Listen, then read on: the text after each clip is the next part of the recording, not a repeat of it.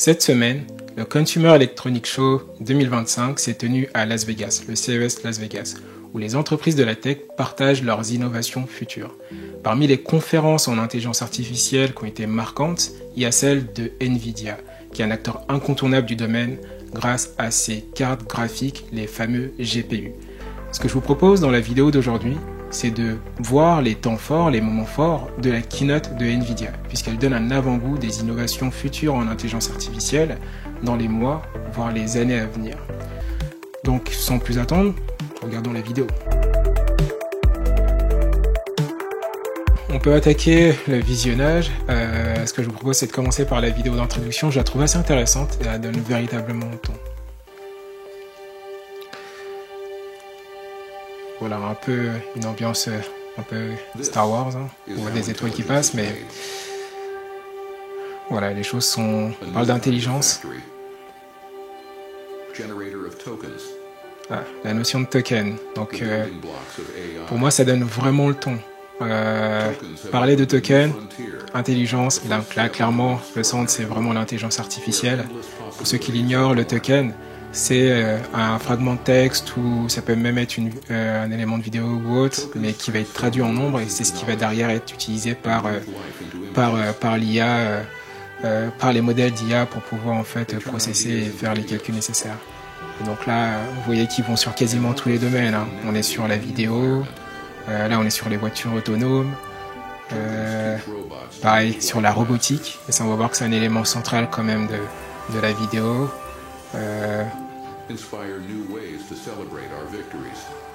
Pareil, toujours la robotique, interaction avec l'être humain. Je pense que ça c'est aussi un élément assez intéressant. On est plutôt dans la combinaison homme-machine. Même là, ça c'est un robot qui est utilisé, il me semble, dans le domaine de la santé. On voit un médecin, donc clairement c'est dans le domaine de la santé. Et voilà, elle est une petite patiente qui a besoin d'être rassurée. Pareil dans la météo, voilà, je pense qu'un des tons aussi c'est on est partout. Le token, rien qu'avec le token, enfin avec cette notion de token du coup qui va être processé dans les cartes graphiques, on est dans quasiment tous les domaines. C'est vraiment ça la météo là. Prévenir les incendies, ça clairement on voit surtout en ce moment avec les incendies à Los Angeles malheureusement à quel point c'est vraiment important.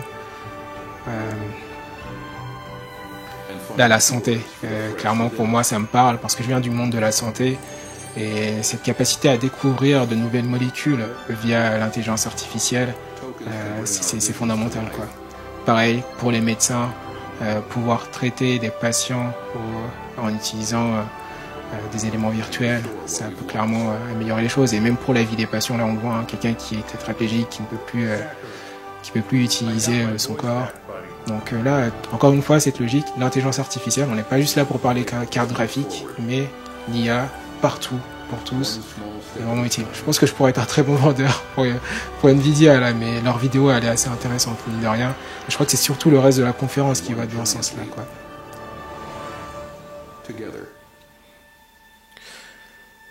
Ok, donc là on est à la fin de la vidéo.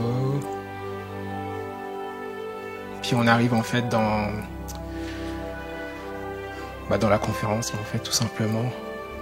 Je pense que là, voilà, les choses sérieuses vont pouvoir commencer avec sûrement Jensen Huang, le CEO de leur entreprise. Donc j'arrête la vidéo là déjà pour faire une petite première impression. Mais bon, je vous ai déjà donné les éléments en parcourant la vidéo, mais clairement on est sur la logique de l'intelligence artificielle partout. On est présent partout. Encore une fois, on n'est pas là que pour parler cartes graphiques. Et l'IA change beaucoup de vies et même moi, en tant que professionnel de santé, et en travaillant dans ce domaine-là, on voit en fait, rien qu'en recherche, il y a des éléments qui me parlent. Donc je pense que pour vous qui êtes d'autres domaines ou même du même domaine que le mien, vous voyez à quel point cette vidéo en tout cas peut vous parler, puisqu'il y a déjà des applications concrètes. Et encore une fois, Nvidia est présent partout, de manière assez invisible, mais présent. Ce sont vraiment pour moi les rois du game, quoi. Je vais m'arrêter à des moments clés parce que c'est qui nous intéresse, comme je le précisais au début. Donc là, on voit effectivement l'arrivée de Jensen Huang. Voilà, un CEO assez charismatique. Vous avez vu sa veste, encore une fois. Voilà, très charismatique et très connu, en tout cas dans le monde de la tech. je pense que je ferai confiance à un homme qui a une telle veste. Donc clairement, il faut écouter la suite de cette conférence. Mais bon, allons directement au moment clé. En fait, dans la conférence, il revient sur des dates clés d'NVIDIA. Par exemple, là, 93, il propose des cartes graphiques pour le gaming. Et on voit par la suite, en 99, pareil, ils améliorent un peu ce qu'ils ont, surtout le rendu 3D de ces puces. En 2006, ils inventent CUDA, qui là va vraiment être intéressant parce que ça rend ces GPU programmables. Ça va être vraiment intéressant pour l'intelligence artificielle. Et ça a mis du temps en fait à être compris, c'est ce qu'il explique dans cette conférence. Et ce n'est qu'en 2012 au final, quand on arrive sur cette timeline, cette ligne de temps, qui synthétise assez bien les choses pour nous qui sommes intéressés par l'intelligence artificielle. Et les choses commencent véritablement en 2012 avec AlexNet. Et là, il revient sur le fait que ils avaient pu livrer justement les processeurs qu'ils avaient à l'équipe qui avait travaillé sur AlexNet, dont il y a parmi eux Ilya Sutskever qui fait partie. J'ai écorché son nom, mais son nom vous dit forcément quelque chose puisque il était un peu au cœur du drama d'OpenAI et qui a vu éjecter Sam Altman puis réintégrer par la suite. Et Geoffrey Hinton aussi faisait partie des noms autour d'AlexNet. Geoffrey Hinton, c'est un des 3 pères de l'intelligence artificielle moderne, avec Yann LeCun et Joshua Bengio. Donc voilà, on voit clairement qu'NVIDIA, encore une fois, sont vraiment présents dès le début, dès les débuts, même s'il y a eu pas mal de choses avant cela, mais dès les débuts marquants, parce qu'AlexNet, en fait, c'est un réseau de neurones qui a été capable d'identifier des images de façon assez performante au cours de compétitions, dont le but était de reconnaître des images. Et derrière, ça a été amélioré, et puis on a des choses qui sont beaucoup plus performantes aujourd'hui. Et puis ce qui est intéressant là, c'est vraiment cette frise de temps, quoi. Le fait qu'il présente les différentes étapes qui mènent déjà de la perception AI, donc l'IA de perception, cette capacité de créer des modèles qui soient capables de reconnaître du texte, du son, des images, etc. Et puis après ça, on est arrivé aux IA génératives. Et moi, ce qui m'a frappé en fait, quand il présente cette partie-là, on est quasiment sur de l'acquis. C'est vrai que concrètement aujourd'hui, les IA génératives sont vraiment installées dans notre quotidien. Ça n'est pas parfait dans certains domaines, mais sur certaines tâches quand même, ils ont vraiment fait leurs preuves. Et depuis 2024 quasiment, et clairement ça va être le maître mot cette année, ça va être la notion d'agentic AI, les IA agentiques. Et là pour lui, c'est un maintenant, quoi. On est vraiment dans cette phase-là. Et c'est vrai que toute la suite de la conférence, en tout cas sur un passage bien précis, on voit à quel point il se dote aussi des moyens en termes de puissance de calcul qui permettront justement de pouvoir répondre à ces besoins en agentic AI. Donc il y a agentique. Et puis après cela, on a la physical AI, en gros les voitures autonomes et tout ce qui concerne la robotique. On va pouvoir passer à la suite.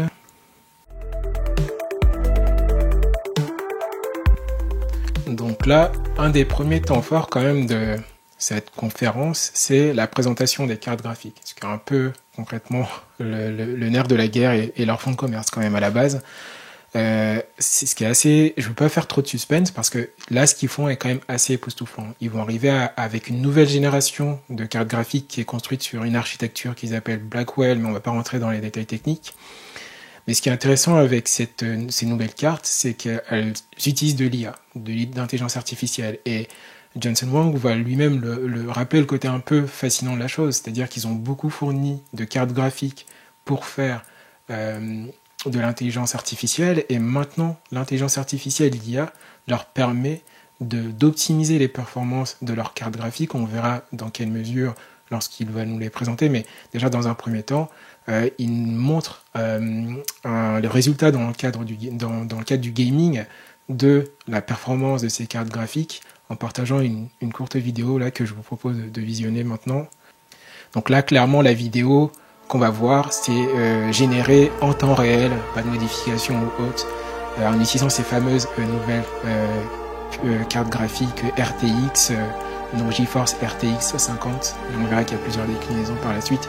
Bon, c'est plus intéressant, c'est vrai, pour les gamers, mais encore une fois, l'apport de l'intelligence artificielle est quand même assez époustouflant, et là, vous voyez que les images sont quand même assez extraordinaires, quoi. Enfin, je vais vous expliquer un peu le concept tout à l'heure, mais on peut même le faire maintenant, mais en fait, ce qui nous explique, c'est que par exemple, en utilisant certaines de leurs méthodes qui leur permet de calculer à partir d'un certain nombre de pixels de façon assez précise et de donner un meilleur rendu d'image, au lieu de tout générer en fait avec ces méthodes-là, je vous ai parlé encore une fois les détails techniques, ils vont utiliser de l'IA. Ils vont entraîner en fait un modèle d'intelligence artificielle qui va être capable, à partir d'un certain nombre de pixels, d'en prédire d'autres.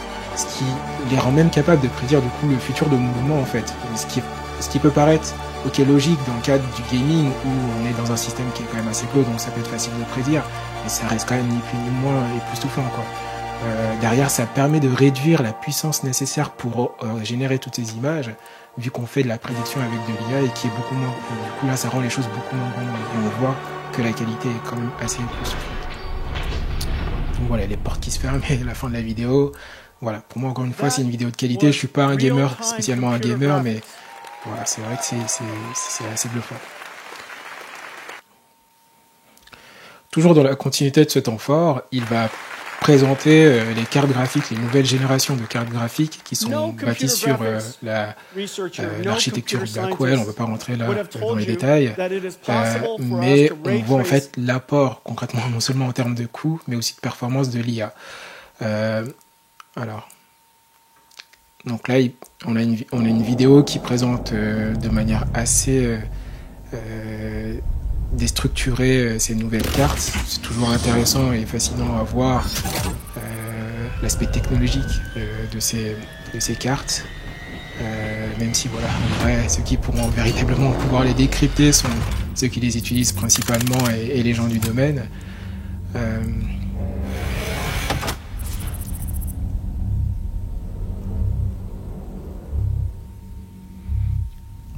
C'est vrai qu'on peut se dire que ce sont des chiffres assez impressionnants, mais une petite recherche sur ChatGPT permettra en tout cas de mieux les comprendre.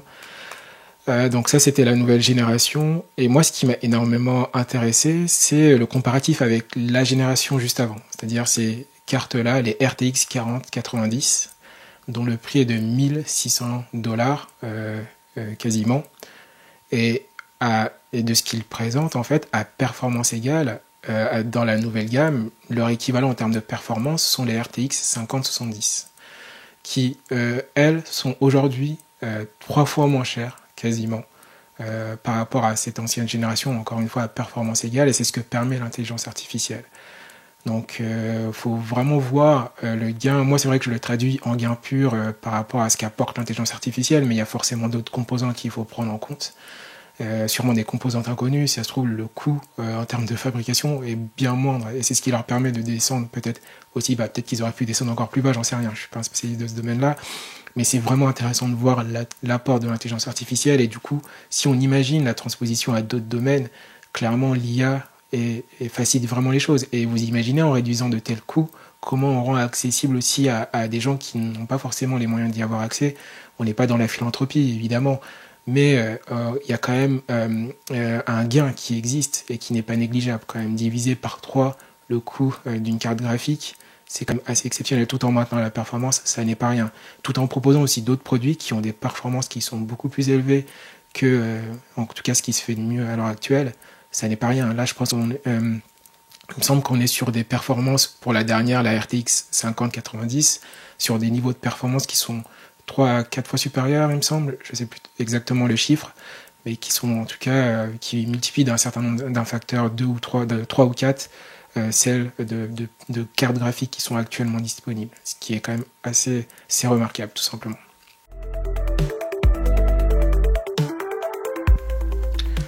Le deuxième temps fort de la conférence de cette keynote, c'est lorsque Jensen Huang parle de 3 scaling laws, de lois d'échelle.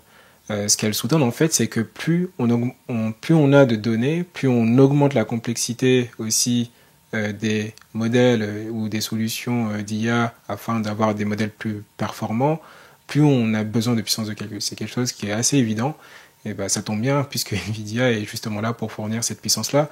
Et ce qu'on comprend en fait, c'est comment ils s'adaptent justement à ce besoin-là. Et ce que je trouve assez intéressant aussi dans ce scaling law, c'est que ça nous permet aussi de revenir un peu sur cette évolution des modèles et de comprendre qu'est-ce qui est quoi. Et ici, donc la première scaling law, c'est le pre-training scaling. Donc à cette phase-là, on obtient les modèles de fondation. Par exemple GPT, Llama, si on parle de large language model, les modèles de langage large. Donc dans cette phase-là, on donne à nos modèles d'IA énormément de textes de données de manière à ce qu'ils soient capables de prédire le prochain texte. Mais pour les rendre un peu plus performants, on augmente du coup la complexité des modèles et pour cela, on passe dans ce qu'il appelle la deuxième scaling law, la deuxième loi d'échelle, qui est le post-training scaling. Dans cette phase-là, en fait, on va améliorer les modèles via ce qu'on appelle le RLHF, qui est le Reinforcement Learning with Human Feedback. Donc l'apprentissage par renforcement avec retour humain. Et c'est là où on obtient en fait véritablement des assistants comme ChatGPT qui sont plus performants, qui peuvent répondre en fait plus aisément à une question. La troisième scaling law, c'est le time scaling reasoning. Donc là, en fait, il est plutôt question des IA agentiques, agentic AI. Et c'est clairement, en gros, le maintenant qu'il évoquait tout à l'heure, dans lequel on se positionne. Et derrière, on peut faire référence, par exemple, à O3 ou d'autres modèles qui se basent sur ce qu'on appelle les chain of thought, donc les chaînes de pensée. Là, on atteint un niveau de complexité plus important, donc plus de puissance de calcul nécessaire, parce qu'on a des modèles qui vont être capables de raisonner, avoir un problème en face, l'analyser, le décomposer, proposer du coup un certain nombre de solutions et sélectionner la meilleure solution, puis pour derrière en fait pouvoir les proposer. Et pour s'adapter du coup à cette demande qui est de plus en plus importante en termes de puissance de calcul, Nvidia s'adapte. Et là, il présente une puce Grace Blackwell NVLink, donc qui derrière va être capable d'alimenter, ou en tout cas de fournir, qui va être capable d'alimenter les data centers et qui derrière va pouvoir fournir la puissance nécessaire pour répondre à cette demande. Et donc là, vous le voyez encore en train de faire son show, ce qui est assez intéressant du coup avec ces puces. Alors, à un moment donné, il nous présente en fait toutes les performances. Très franchement, je vous avoue, je suis pas un expert de ce domaine-là, enfin de l'aspect hardware. Mais ce qui est assez intéressant, moi, ce qui m'a un peu frappé aussi, quand il présente toutes ces puces-là, c'est surtout l'aspect en fait énergétique. Une des grosses limites des data centers, c'est qu'ils sont gourmands en énergie et il y a un rapport assez évident à faire entre énergie consommée, performance qui peut être fournie pour justement répondre à ses besoins en puissance de calcul, et in fine le nombre de tokens que l'utilisateur en fait consomme. Donc, et là, en fait, avec ces puces-là, il divise par 4 la puissance nécessaire pour alimenter ces data centers. Et derrière, ça veut dire une réduction donc de l'énergie nécessaire pour une performance donnée, une division par 4, ce qui peut être derrière, in fine, se traduire en tout cas soit par un gain pour eux en termes de business, bien évidemment, mais aussi une réduction des coûts, comme on a pu le voir tout à l'heure lorsqu'on a vu qu'ils étaient capables de créer des puces en les optimisant avec de l'intelligence artificielle, et ce qui se traduit par une diminution du coût pour l'utilisateur, in fine, c'est-à-dire vous et moi. Voilà, ce deuxième temps fort est vraiment fascinant. Encore une fois, pour moi, leur couronne, ils la méritent de plus en plus dans le monde de l'IA.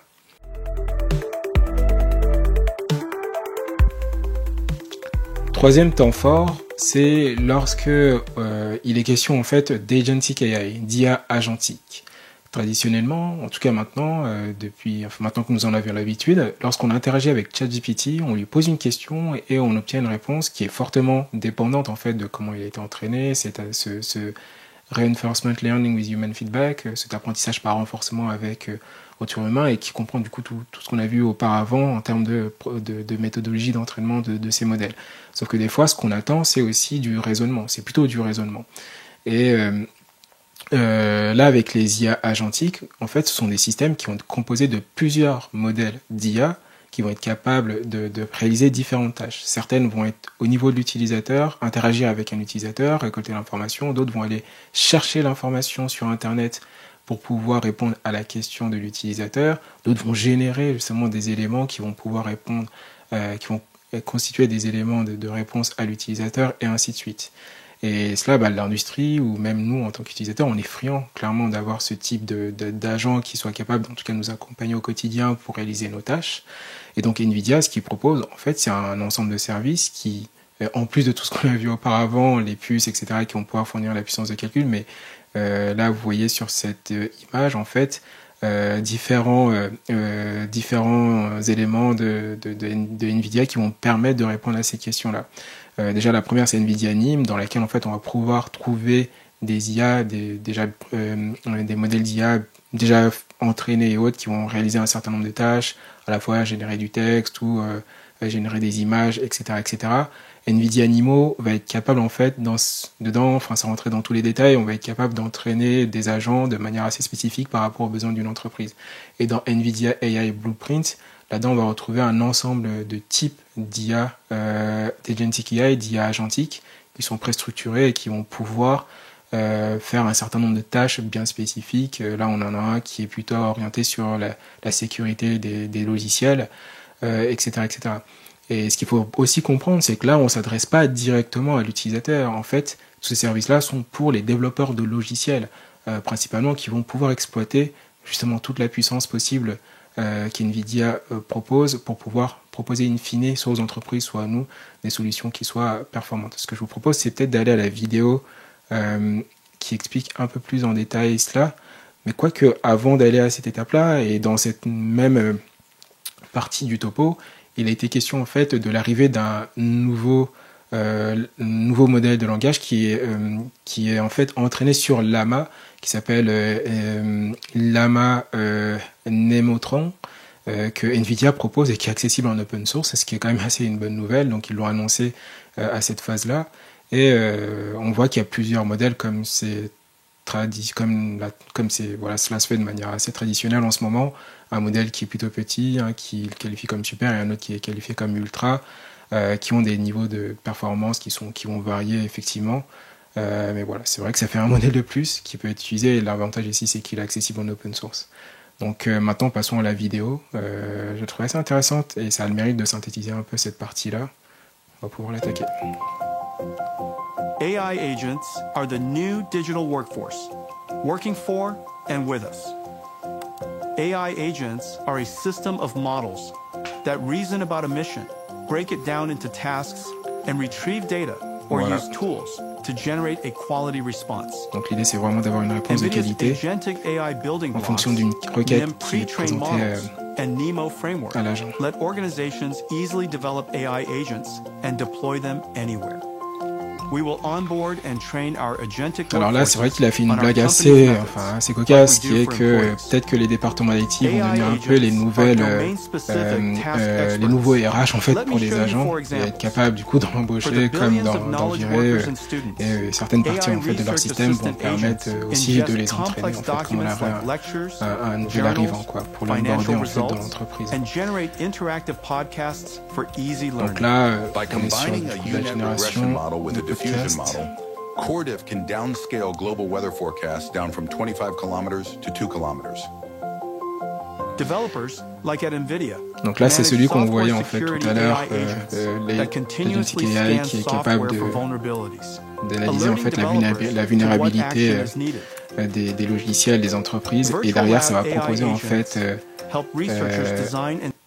fait derrière des solutions à mettre en place. Celui-là, je m'arrête sur celui-là encore une fois parce que j'ai la chance de travailler dans le monde de la santé, et en plus dans l'IA aussi en même temps. Et là, quand je vois ça, c'est fascinant, parce que on voit un agent qui est capable en fait d'aider à la recherche de composés, et dedans on voit AlphaFold 2 qui pour en tout cas ceux qui s'y connaissent ou pour ceux qui ne s'y connaissent pas, en tout cas c'est un des modèles qui a été développé par DeepMind, et là on a la version 2 qui est capable en fait qui s'attaque en fait à la problématique des protein folders. C'est-à-dire qu'aujourd'hui, depuis un bon moment, c'est un problème qui dure depuis quasiment 50 ans, et DeepMind a vraiment en fait bouleversé le jeu, au point où ça a permis à son PDG d'obtenir en fait le prix Nobel justement là-dessus. Et le problème de protein folder en fait, c'est que pour une protéine donnée, on a la séquence en acides aminés, mais c'est très difficile en fait d'en déterminer la structure en 3 dimensions. Et la structure en 3 dimensions, c'est ce qui fait la fonctionnalité d'une protéine.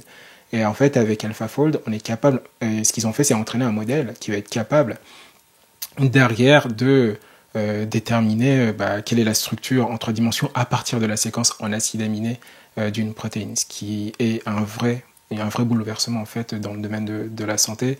Et avec ça, on peut découvrir en fait de nouveaux traitements à de nouvelles maladies.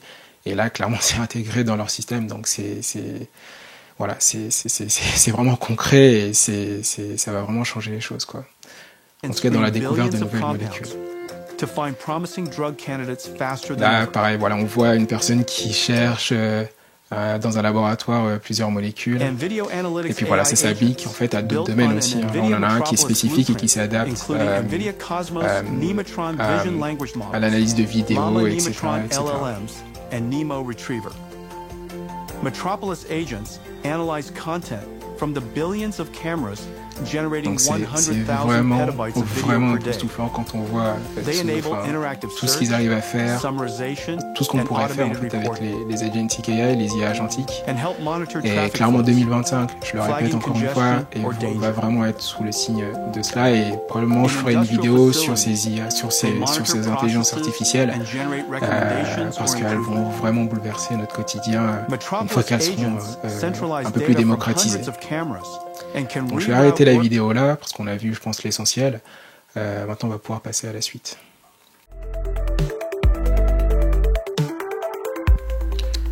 L'avant-dernier point de la keynote est assez important quand même sur l'ensemble de la keynote, puisqu'elle concerne en fait ce qu'ils appellent la physical AI, les physical AI, en gros les IA physiques, l'IA physique. Et derrière, en fait, c'est lié à la robotique pour moi et aussi aux voitures autonomes. Si on fait le parallèle avec ChatGPT, par exemple, lorsqu'on écrit sur ChatGPT, on lui donne du texte et derrière, il nous répond en texte. Et parce qu'il a appris en fait à partir de texte, à partir de contextes, d'énormes corpus de données qui sont basés sur du texte. Mais pour faire la même chose avec des robots ou des voitures autonomes, ce qu'il leur faut, c'est autre chose que juste un modèle de fondation basé sur du texte. Il leur faut une compréhension du monde. Et en fait, Jensen Huang, ce qu'il souligne là, c'est que eux, une de leurs tâches, et ils ont réussi à le faire, c'est de créer un modèle de fondation basé sur le monde. Donc un World Foundation Model, donc l'équivalent en gros de GPT, mais pour la compréhension du monde. Un modèle qui comprendrait en fait les lois de la physique, la gravité, la vitesse de la lumière, etc., etc. Et ils en ont créé un qu'ils ont appelé Cosmos. Bon, le nom est joliment trouvé, et c'est un modèle qui prend à la fois du texte, des vidéos, etc., etc., et en fait, ils le combinent aussi à un autre de leurs outils qu'ils ont appelé Omniverse, qui est un simulateur 3D en fait, qui va du coup combiné à Cosmos peut derrière créer des simulations d'événements en fait du monde en fait tout simplement, à partir desquels du coup ils peuvent entraîner leur robot. Et ça c'est assez énorme parce que dans l'apprentissage des machines, en fait, ce qui souligne, c'est qu'il faut à peu près trois ordinateurs. Un premier dans lequel on entraîne déjà de base ces robots, voitures autonomes ou robots tout simplement, et un deuxième dans lequel en fait ils vont être dans le monde réel en fait, la voiture en elle-même ou bien le squelette de robot. Donc il faut un ordinateur à ce niveau-là pour pouvoir accueillir les modèles à partir desquels les modèles en fait qu'on entraîne et qui les constituent, et un troisième dans lequel en fait on va pouvoir les entraîner.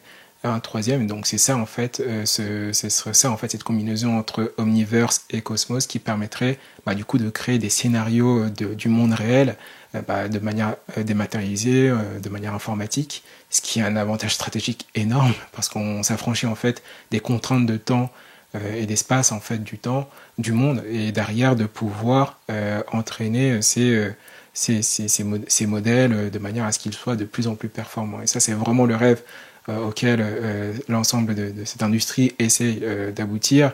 Et ça, clairement, si voilà, ça tient ses promesses en tout cas, ça peut changer, ça peut beaucoup changer la donne, sachant que les choses évoluent fortement. Et c'est vrai qu'à un moment donné, il parle beaucoup de la notion de l'attente d'un temps à la ChatGPT, mais pour la robotique, qui pourrait être atteint dans les prochaines années. Voilà, c'est une conférence qui moi, franchement, à tous les niveaux, m'impressionne fortement. Je suis pas un fan de la robotique ou autre, mais quand on voit tout ce qu'on est capable de faire en fait avec de l'IA, avec la puissance de calcul que fournit Nvidia, c'est fascinant, quoi, tout simplement. Là, vous avez justement une illustration de cette combinaison de Cosmos et Omniverse. Donc là, en fait, on crée en 3 dimensions un scénario, et puis derrière, Cosmos est capable de créer quelque chose de réaliste, une simulation du monde réel, beaucoup plus tangible, et derrière va servir pour l'entraînement des IA type robot. Whether diverse objects Voilà, ça c'est pas mal. or environments,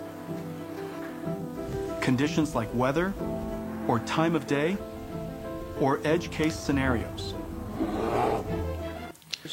Donc là, vous avez justement l'illustration de ce que je décrivais tout à l'heure, à savoir ces 3 ordinateurs qu'il est nécessaire en tout cas d'avoir pour pouvoir entraîner une IA type robot ou voiture autonome. Celui-ci, on les entraîne, ici, ils sont dans le monde réel, et puis là, ils réalisent justement cet entraînement pour apprendre et s'améliorer tout simplement.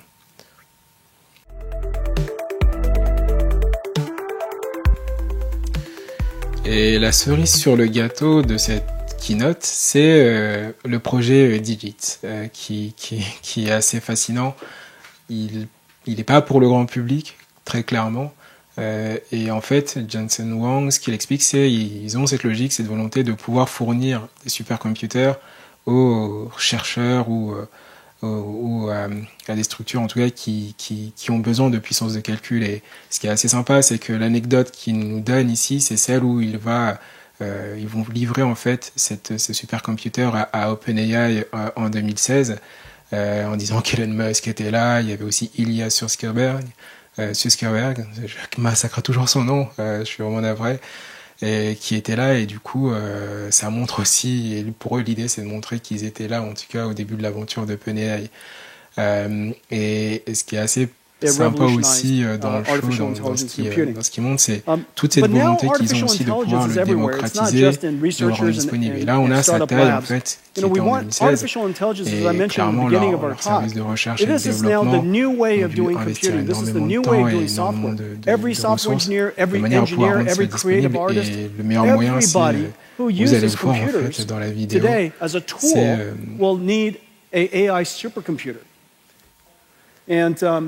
Alors, j'avance un peu la vidéo. Voilà, je le miniaturise. Je vais vous montrer un peu l'instant chaud, mais véritablement, ce qu'ils font, c'est une prouesse, quoi. On arrive à obtenir ça, et c'est là pour moi où je considère que c'est un peu le Graal, quoi, entre guillemets. Mais voilà, encore faut-il vraiment comprendre les prouesses techniques que peuvent réaliser ce type d'appareil. Mais voilà, Nvidia innove, même lorsqu'ils sont leaders du domaine. Et tout ça pour un objectif, c'est qu'on ait aussi la puissance de calcul qui est aussi bien évidemment un objectif financier. C'est des entreprises et elles ont tout un objectif innovatif, ce qui va de soi. Et ce qui m'a pas mal fasciné, c'est ça, c'est cette vision en fait, d'avoir ces supercomputers, en tout cas s'ils les démocratisent, pas pour nous bien évidemment en tant que grand public, mais pour des chercheurs qui tentent, qui veulent améliorer justement, qui veulent découvrir de nouvelles technologies en IA, clairement on y est, quoi. Et là, il y a un peu plus d'éléments sur justement les performances de cette puce, de ce supercomputer plutôt.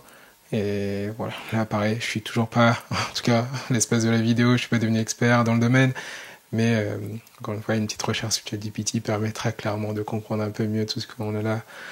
Voilà, donc on a vraiment un monde de l'IA qui est en plein bouleversement, et voir cette keynote d'NVIDIA qui fournit toute la puissance de calcul nécessaire est assez fascinant et permet vraiment de comprendre où est-ce qu'on va, comme je le disais en introduction.